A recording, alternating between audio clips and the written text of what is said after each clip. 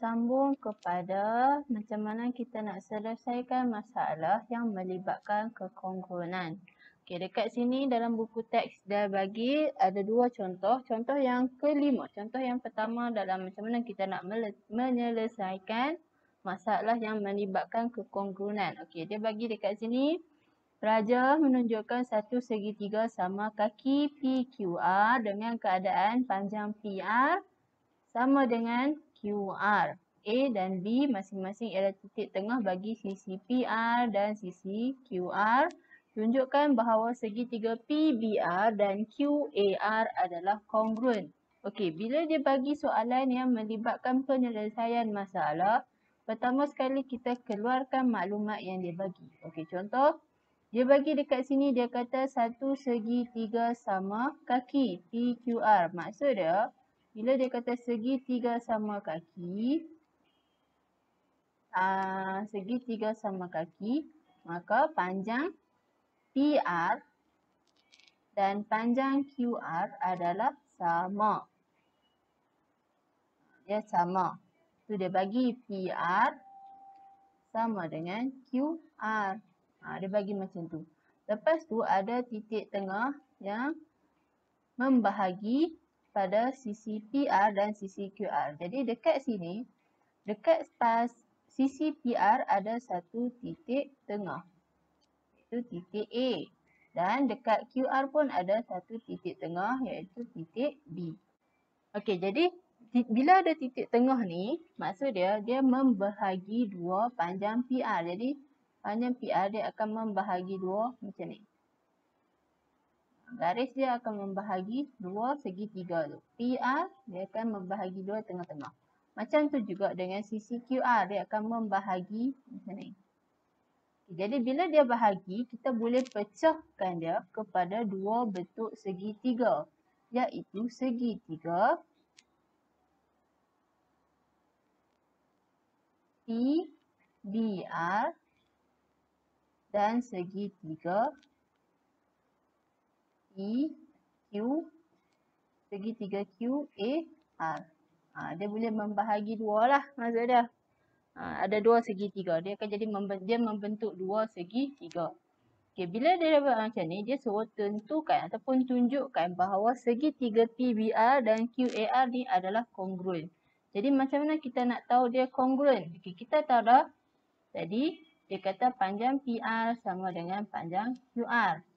So kita tengok apa yang selepasnya. Selepasnya kita ada sudut. Sudut R. Sudut R. Okey, jadi bila dia kata segitiga sama kaki, yang sama adalah dekat sini. Dekat kaki dia.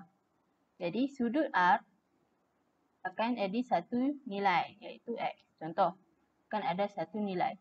Jadi bila dia dipecahkan macam ni, dia dipecahkan kepada dua ataupun dibahagikan kepada dua, sudut R akan jadi sama.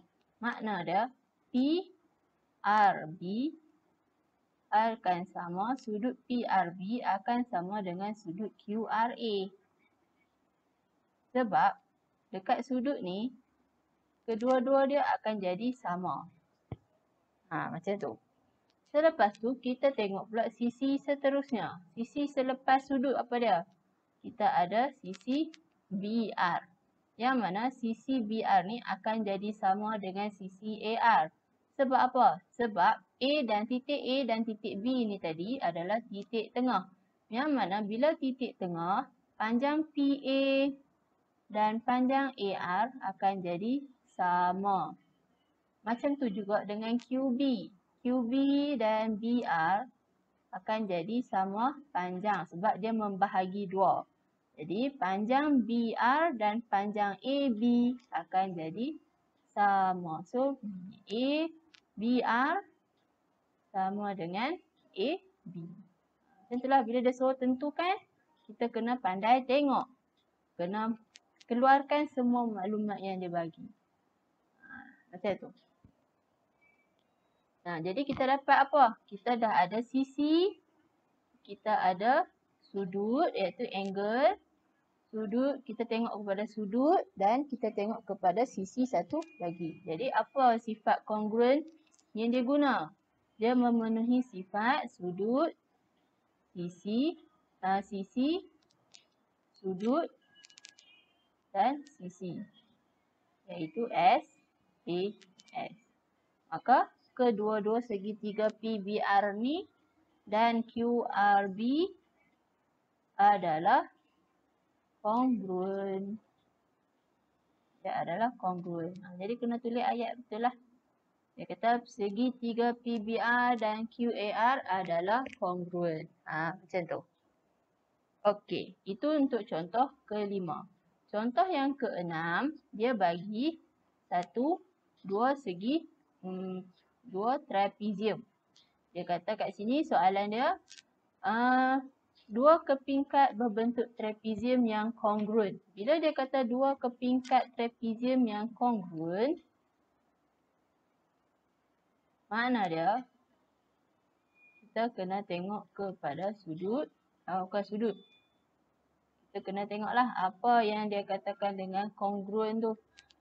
Maksudnya semua sisi dan tinggi dan sudut dia sama panjang. Contoh. Okey. Dia kata di setiap kad tu dilukis dengan separuh logo. Okey, dia bagi sisi dia 20 cm dan tinggi dia dekat sini dia bagi 13 cm. Okey. Dia kata Siva mencantumkan dua kepingkat ataupun dua kepingkat tu membentuk satu pentagon yang berlogo lengkap. Jika perimeter pentagon itu ialah 90 cm, hitung luas. Okey, dia bagi perimeter. Dia bagi perimeter pentagon. Yang mana bila kita gabungkan kedua-dua trapezium ni, jadi kita lukis je satu pentagon.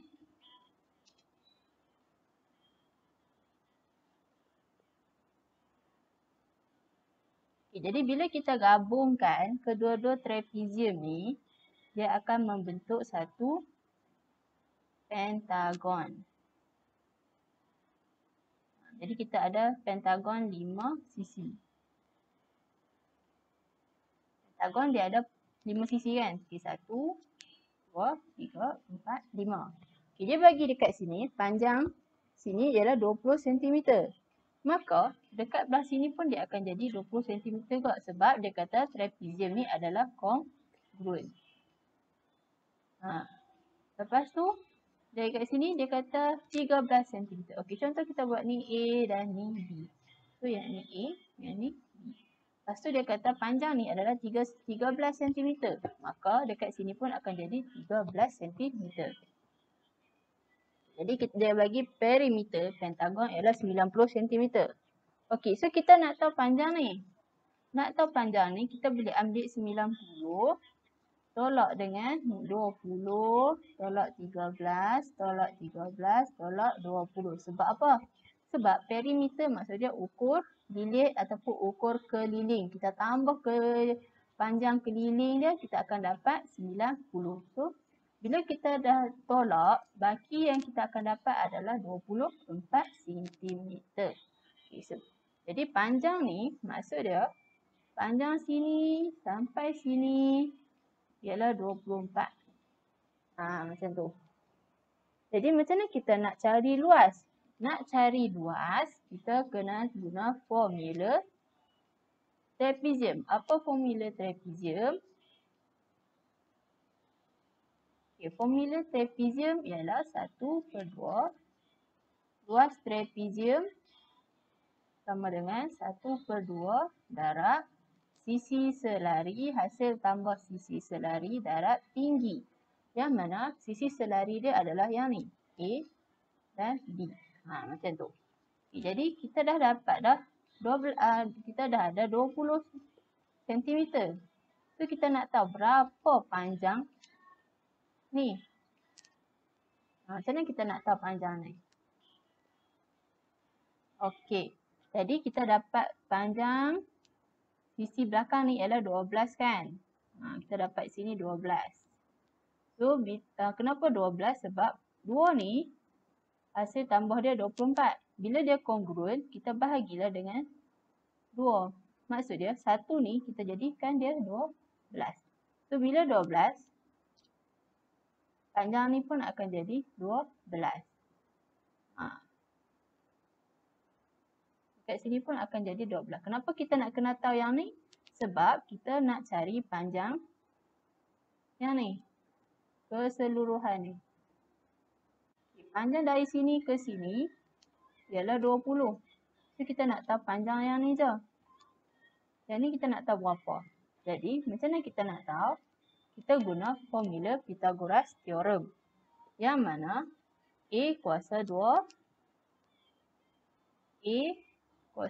tambah B kuasa 2 sama dengan C kuasa 2. Yang mana nilai A dia adalah X, nilai B dia 12 dan nilai C dia 13.